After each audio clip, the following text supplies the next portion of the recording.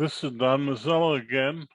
With, today, we really have what I consider a great guest, Libby Hikind. Hikind, did I pronounce it correctly? Got it. Okay, Libby Hikind. She's here to talk about um, how, how to help small business. We'll let her tell you all about it, but first we're going to ask her a little bit about her background, which I found fascinating, and I'm sure you will too. Well, Don, thank you for having me on your show. And thank you for helping small businesses with what you do. I am a retired public school teacher who, while teaching special education, I had a need to bring my class into a computer room, and the computers didn't work. They wouldn't do what I needed them to do. I needed them to do word processing in the 1980s, and they really didn't have enough memory, the old Tandy Radio Shack Model 4s. And from there, I wanted to get the funding to outfit the computer room so that I could teach written communication skills through word processing. No money was available, but there was a grant, and the school district said that if I would come every day after school, they would teach me to write the grant. And I figured, free education, why not? I went after teaching a full day, and I wrote the grant, and my first grant to Tandy, and we won. And that became the beginning of my grant writing career. Over the years, I was writing one grant after the other, outfitting a full computer room, and became a magnet school teacher for business, careers, and entrepreneurship.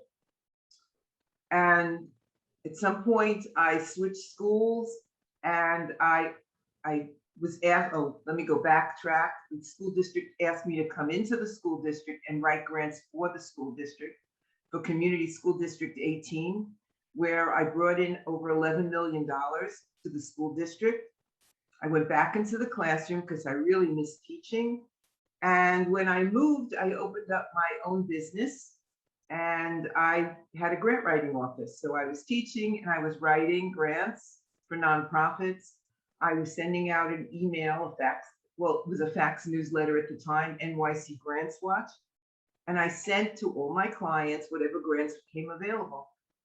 And when I retired from teaching, I knew, having been a computer teacher and an elementary school teacher and special ed teacher, I knew how important grants were in the educational community. And I had already lined up a lot of clients. So I started to think about computers, and could I share my information on the World Wide Web? And I started building Grantwatch. It was first called NYC Grants Watch. We extended it to New York State, New Jersey, Connecticut. We kept going all across the United States.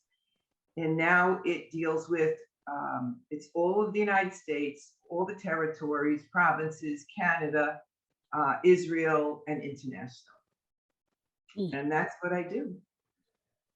And your website? Grantwatch.com. Can you spell it out for our audience? GrantWatch.com. And besides that, I opened up Grant Writer Team, because just letting you know what grants are available is not enough. You might need a grant writer. So we now match grant writers with grant seekers, and grant seekers with grant writers. And then we opened up a website called youhelp.com, which was the crowdfunding component, because not every time when you're looking for grants is something available. You might need the funds immediately, so you could put up a crowdfunding campaign. So we have all three running at once. They're all individual companies, but the customer service component is kind of merged, because you might need help from one or the other at any given time. So that's what I do. So I have a lot of questions, but I guess the first one, when I think of grants, the average small business owner that I've talked to, they always think nonprofit. But are there grants for for-profit companies as well as nonprofit companies? Well, there are, and with the advent of COVID, there are just so many. I just checked recently. There's 1,016 grants in the small business category right now. And then you merge that together with what you're interested in. So earlier today, I think I found if you were looking at small businesses and affected by COVID, there are about over 200 grants right now that are currently available. That's the thing about Grantwatch. Years ago, you could buy a disc, a CD, and for $1. I don't know if you remember those days. And it would come and it would have all the foundations listed on there. And of course, they really wanted you to come and use their grant writing services. But that CD was stationary, basically, right? It was just a list. And then you'd go do the research and find out, well, they gave out grants last month. And this one, no, they stopped giving out grants. And no, I'm not eligible. Grantwatch lists currently available grants, and it categorizes them according to different categories, eligibility, who the recipient would be. And so when you look at Grantwatch, you're looking at fresh bread, basically. It's right there. And when the grant comes due, we archive it. So we take it off. The grant is expired. We take it off. We go back and we review. Is the grant coming out again? And then it will come out again. It'll be posted, but you will not see stale information on Grantwatch.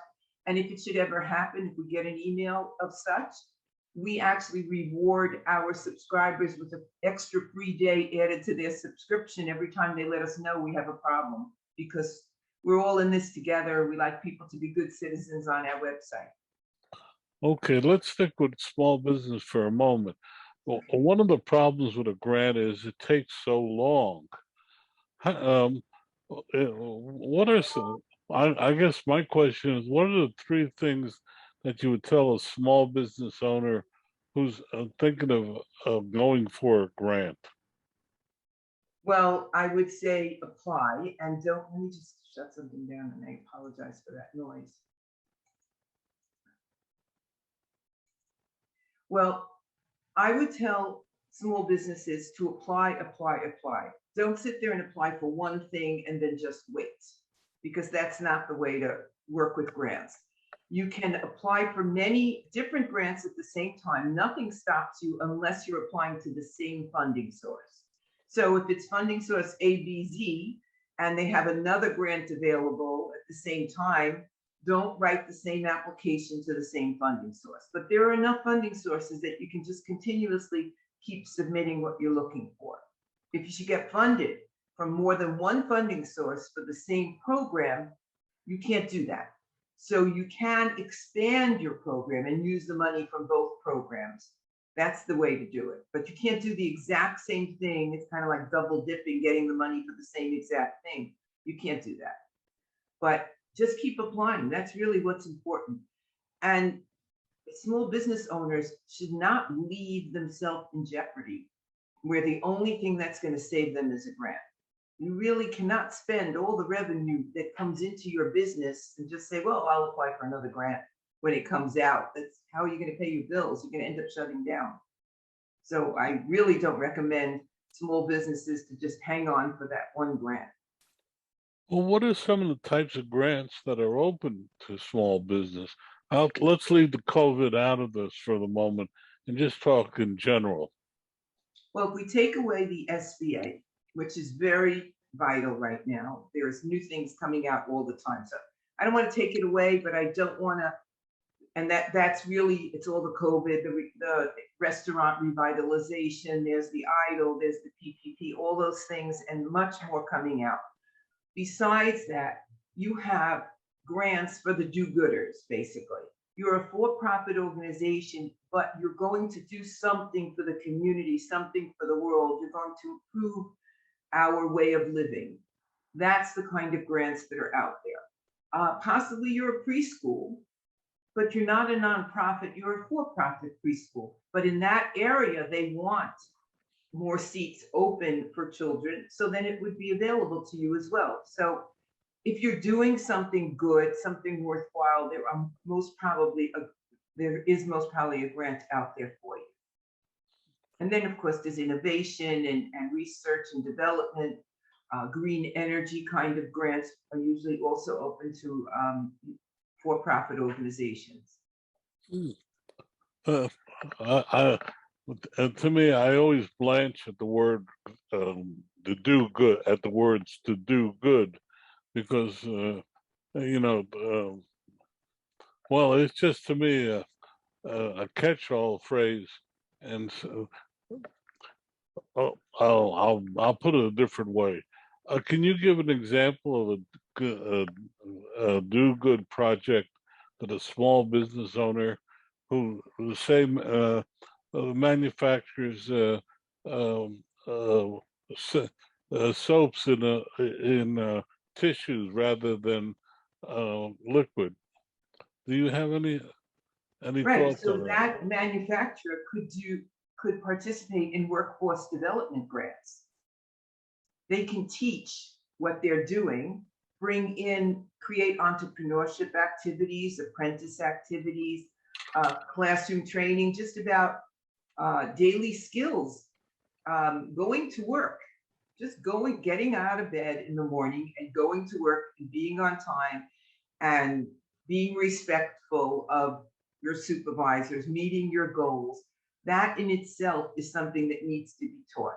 So that's part of workforce development, workforce skills, and then the actual skill needed to perform the activity that that manufacturer is doing. And at the same time, that manufacturer gains new employees that are pre-trained with government or federal or foundation money.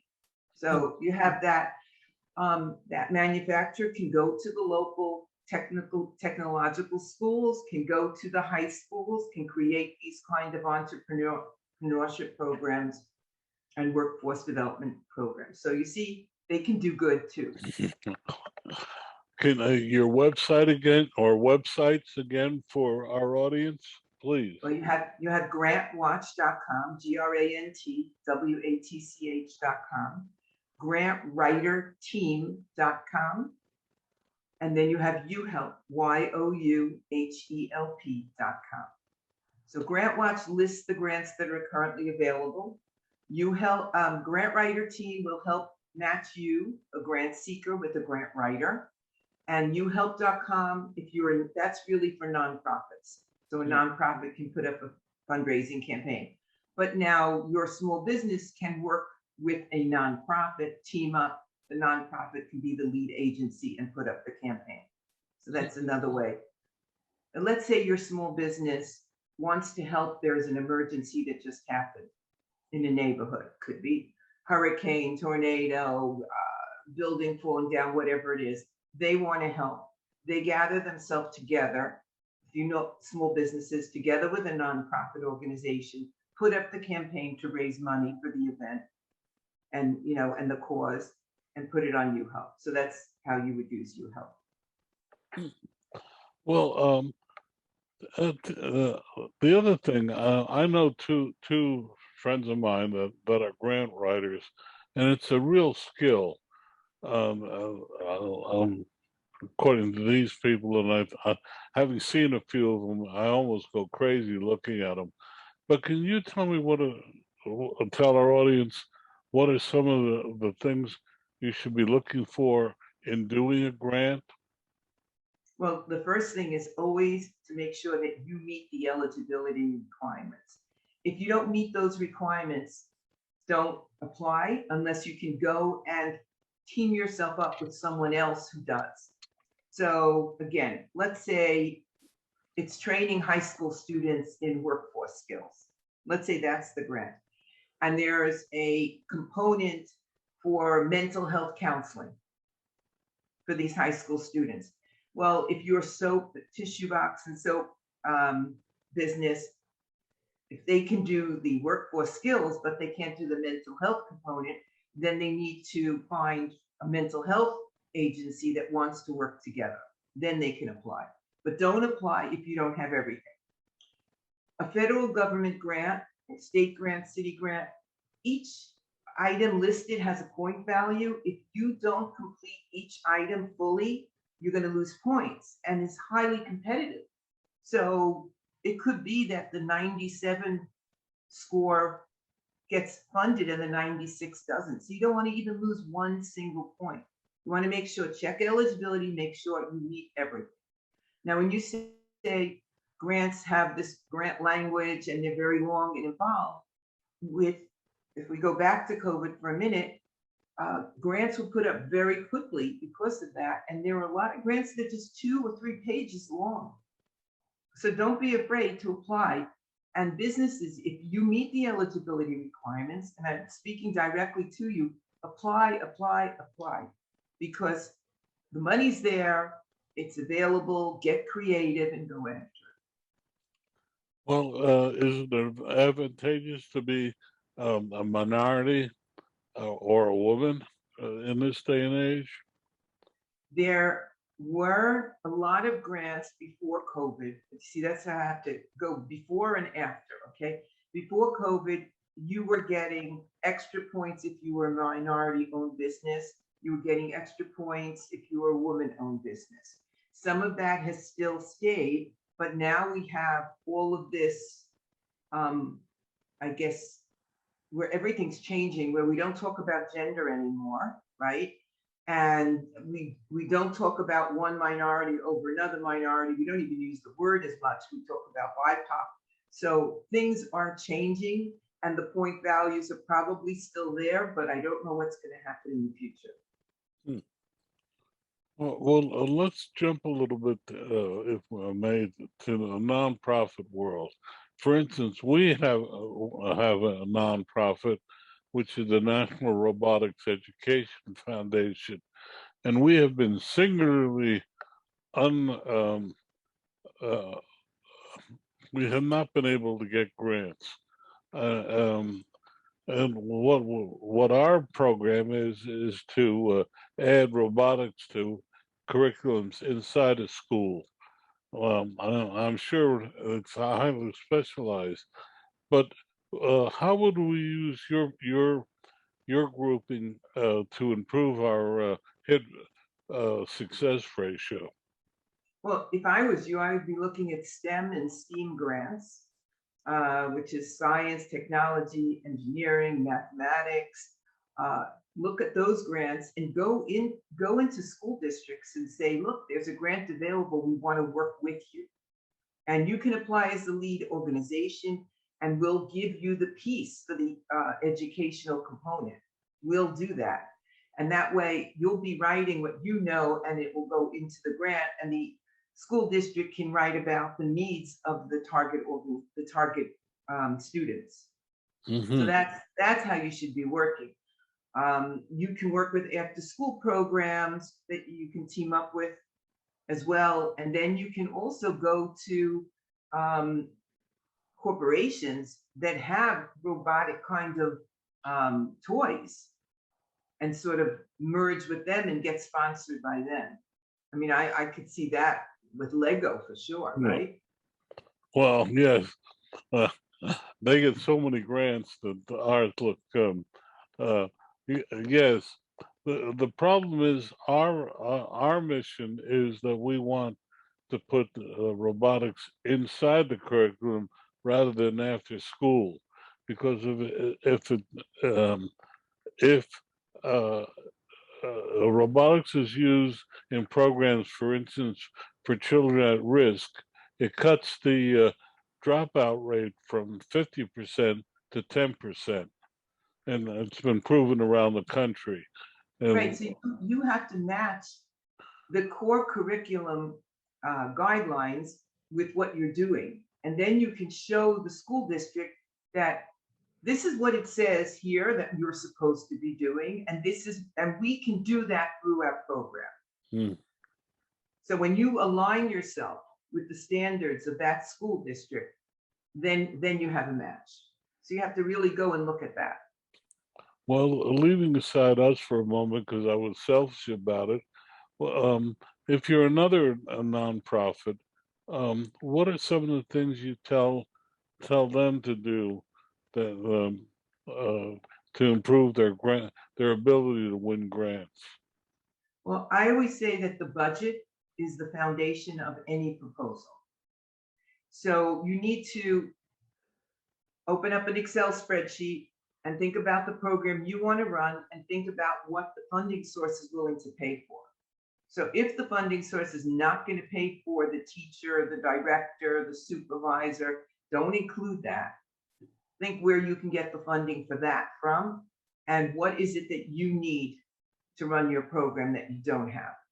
And create that budget. And then when you start writing, you have to think about needs, goals, objectives, activities, and evaluation. And I always use the spreadsheet for myself. That's how I started. And I would align a need with a goal. This is the need. This is my goal, overall goal. This is my objective. How am I going to, what do I want to happen? What am I trying to do very specifically? So my objective is as a result of whatever the activity is for this many children or people or whatever it is, there will be a statistically significant improvement in this and this and this as per pre-test done, whatever test you're using on this date, as measured by post-test on this date. So you have very specific terms for an objective if we're talking about a government or state, city grant. And then the activities, how are you going to, and those activities you're mentioning in your objective, what are the activities? And just because your overall general saying after school program, where you're saying 1 hour a day of instruction in robotics, that's what you're saying, right? Then your activities get more specific. That's where you break it down. Now, in your activities, you're going to mention every single thing that you have in your budget. It needs to match up. Everything needs to align. Don't say that you need to buy 43 iPads if you never mention it in your proposal. Because somebody going through the budget says, huh? What do you need that for? Right? Red line that one. So you want to line everything up. And then how are you going to measure? How are you going to evaluate whether your program really worked? Like you just said, if you incorporate robotics into the educational curriculum in elementary or high schools, then you'll have more retention, right? Children will not drop out of school. They'll be having fun. They won't even realize they're learning. So that's right. So that's it. But how are you going to measure that? And then another thing is your program replicable? Can you take the same program and do it in another location? Is there anything particular to that location besides the needs? Because other locations will have the same needs, all right? And then how will you disseminate that information? If it's replicable, how are you going to get it out there so other people can use it? And what are you going to do when the program ends? When the grant money runs out, how are you going to continue your program? So you need to say you're going to keep applying for more and more as you're going along. You're going to, the school district has promised that if you prove that this works, they're going to be funding it. You have a few sponsors ready to match it after the third year. You have to have all these ideas in place, and every grant proposal may not ask you the same questions, but you need to have the answers. So that's what I recommend. Well, how did you, if I wanted to go on to Grantwatch today, do you charge for it? How do you charge? And tell us your payment model. So we have, the first thing you'll do is you'll sign up, and that will get you our free weekly newsletter that will list the grants that just came out that we were able to post. But in that newsletter, we can only put about anywhere from 16 to 25 before the internet says, hey, this email is too heavy. And we add about 1,000 new grants a week. Whoa. To the website. So you really want to click into the website on a regular basis and see in your search criteria what's available. But you will only get so far because there's a paywall. You have to be a subscriber. We call that a membership plus. You can pay weekly, monthly, quarterly, or annually. And the annual subscription is $199, which is the best value, because imagine if you let it run $18 a week, for a year, it's going to cost you a tremendous amount of money. So buy the annual subscription and check back with us constantly. Decide on your search criteria. As a member plus, you can put in a keyword or you can put in a keyword phrase. But remember that always when you do that, you're narrowing down your search. And you really want to be open to all the possibilities, especially if I'm just going to go back to what you said about robotics.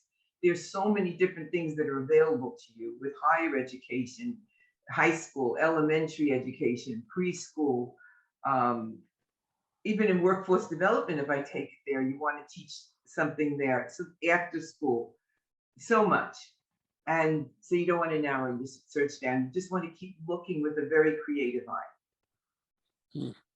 Well, we have just a few minutes left. I just have one more question. There's the old saw, it's not what you know, it's who you know.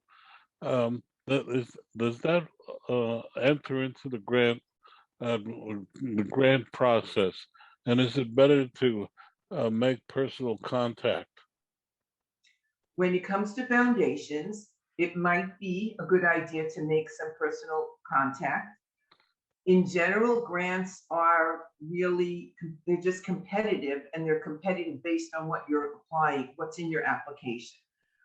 Especially when it comes to a government grant. When I went to DC, Washington, DC to score grants for the federal government, it was really a very difficult process as a grant reviewer. There were 3 of us in a room. We read 10 grants. We scored them. If we were too far apart, we had a conversation about why we were too far apart. We had to sort of draw each other out as to what the reason was and get ourselves closer together. And there was a 4th person in the room that would handle any discrepancies and try to calm it down. So in that sense, I would think the federal government is in general very fair as to who they're going to fund.